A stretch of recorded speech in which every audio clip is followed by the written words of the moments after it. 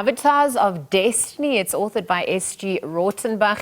Is a captivating novel that masterfully intertwines elements of fantasy and technology, really taking readers on an exhilarating journey into a world where magic and innovation collide.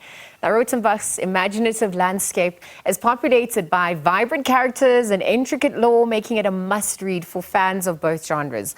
Now, at the heart of the story lies the concept of avatars. It's powerful beings that embody both magical prowess and technological sophistication, which serve as a bridge between the two worlds. Now, author Ess-Jee Rautenbach joins us this morning to perhaps give us a little teaser and explain further. Ess-Jee, good morning, and thank you for your time at the SABC at this hour. Morning. It's amazing being here with you guys. I mean, what a world you're allowing us to escape into. And obviously, you know, blending fantasy and technology in this latest offering, Avatars of Destiny. Talk to us about how this all came to be. What inspired you? I think most of the time, you know, I've been a child and I loved like The Lord of the Rings and Narnia and Stargate SG-1. I'm also a lover of history. And I wanted to compile something that bring everything together. And I think that is what I wanted to bring. I'm also bringing a South African blend into the book as well. And I think the thing just took ground from there.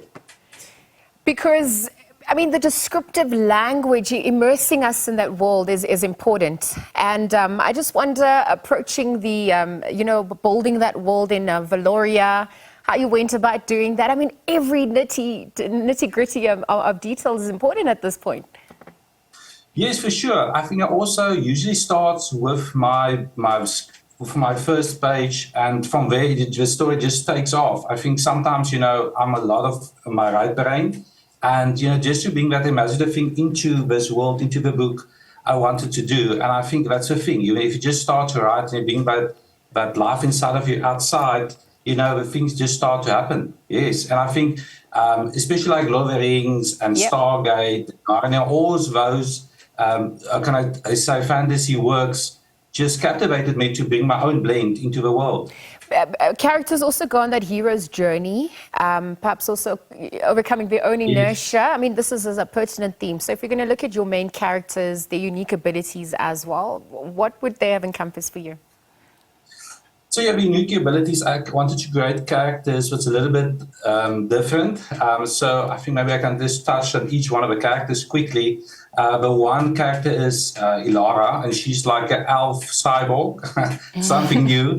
And then Zara is like a cyborg. And then I got Kale, he's like an old guy with a grey beard, he's like a mage. And then the last one is Fawn, he's like a werewolf type guy. And yeah, I just wanted to try something different and also cultivate different kinds of characters in the book. Yes, because also beyond the fantasy and, you know, the employment of technology, I mean, it's nuanced, right? There's many layers to it. So if you look at the role of magic and technology, how that plays out in our real world and society at large, talk to us about the depth that you explore on that front.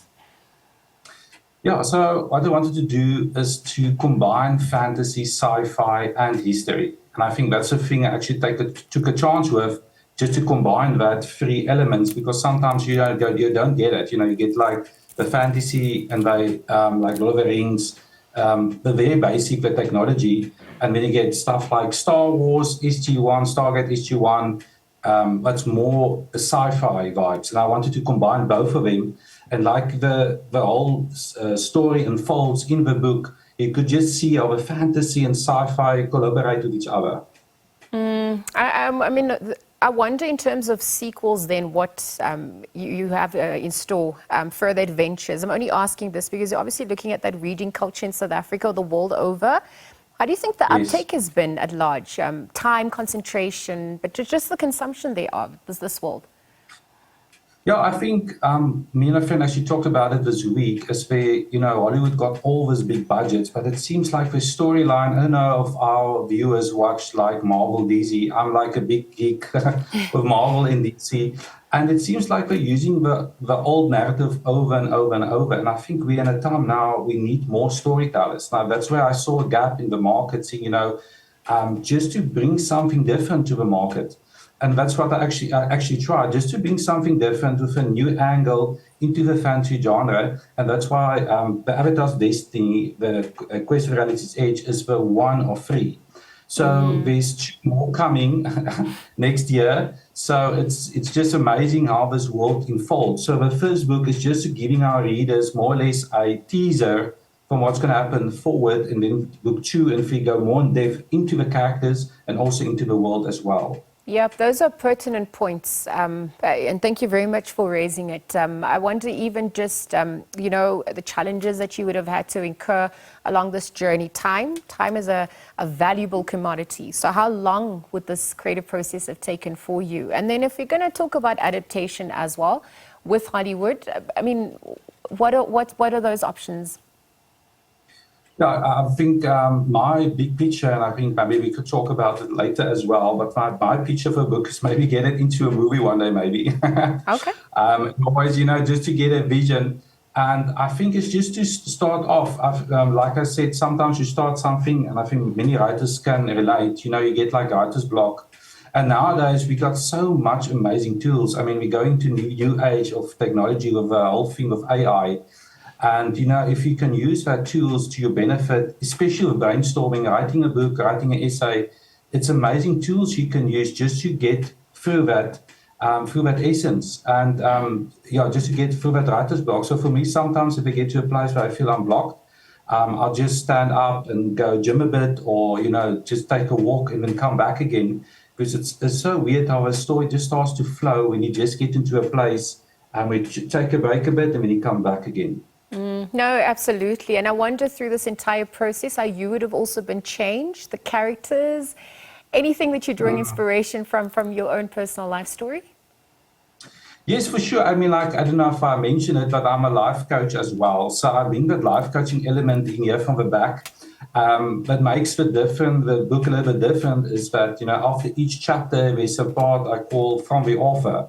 And there, the readers can do a bit self-assessment, they can do a little bit self-awareness, and I also put like a little bit of a summary in there, because sometimes what happens with fantasy books, there's so much going on in one chapter, you lose a bit, where the story is going, and I wanted to bring a new blend. So always in all my books, I love my thing is self-discovery, and how people finding their why, and that's a thing I also wanted to bring into my fantasy book, so that when the reader reads the book, they can associate with some of the characters. Yes. Yeah, absolutely. And that's how you keep the conversation going. I'm going to have to leave it there for now. Thank you for joining us this morning and for chatting about your latest offering. Author, coach, speaker, Ess-Jee Rautenbach, talking to us about his new book. It's called Avatars of Destiny, The Quest for Reality's Edge.